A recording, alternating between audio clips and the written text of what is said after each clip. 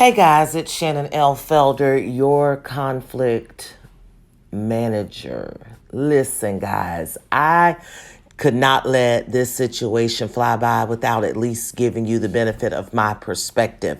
In case you aren't aware, evidently, renowned gospel singer Kim Burrell made some comments at an event where she was asked to participate. I believe she was on the program to sing, and her comments were not well received and kind of went viral in a negative way.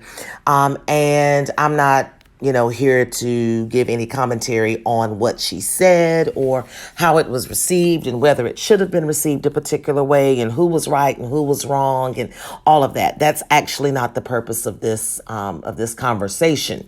But she posted this apology, and I should put the word apology in air quotes because everything about communication and conflict that I teach, this apology is the anti-example, okay?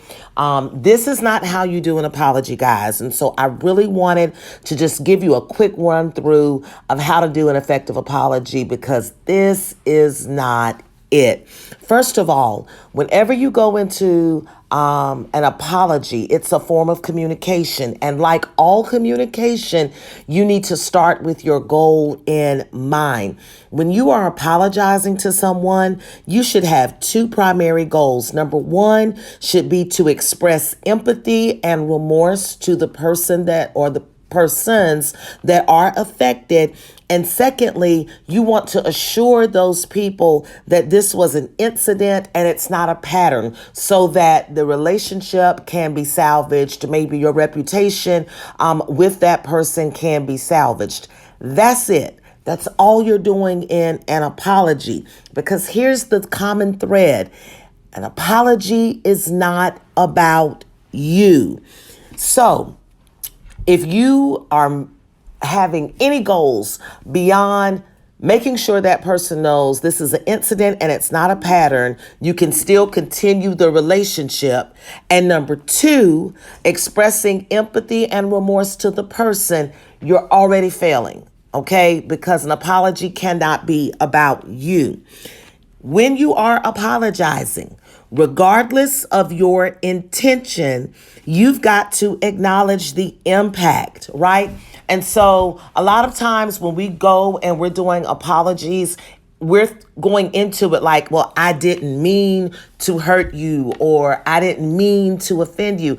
That's okay. Like, that's good. That maybe is like you needing to justify that you're not a bad person, but that is totally irrelevant to the people who are hurting or the person that you hurt. So you need to minimize the explanation, because when you do a whole lot of explanation about your intention, then it can look like blame shifting, or it can make your apology seem insincere. And that's what happened here, right? A lot of this particular apology that Kim Burrell did, it was a lot of what her perspective was, what she meant.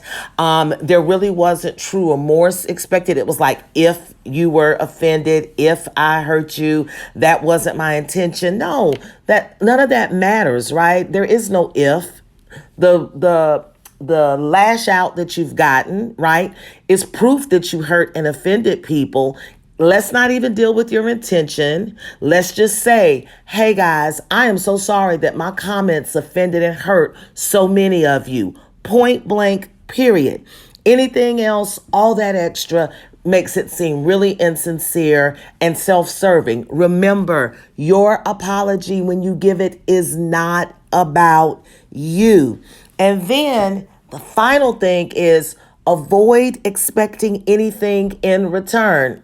Are you getting the theme? It's not about you. So all of this language in this apology, that's basically like, look, listen, if I hurt you, I'm apologizing, but I'm letting you know if you continue to slander and defame me and you continue to lash out at me in retaliation for what I've said, you're damaging my brand, and, it's going to be taken seriously by me and my team. Pretty much like, I hurt you. You retaliated and said some things about me. I'm fixing to have my team sue you for defamation. What in the world is this, right?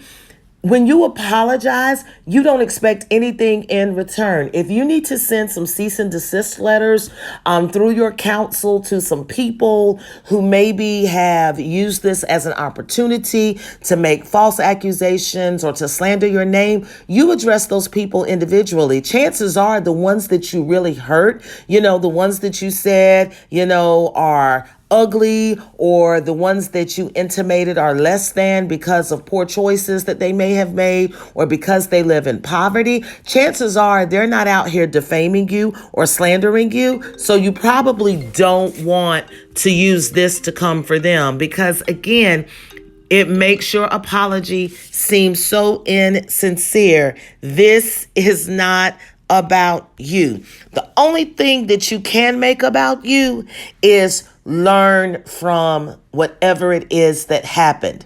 No matter what your intention was, you ended up hurting people. You ended up offending people. Take accountability for it and learn from it, because accountability and the responsibility to grow from a mistake is on you.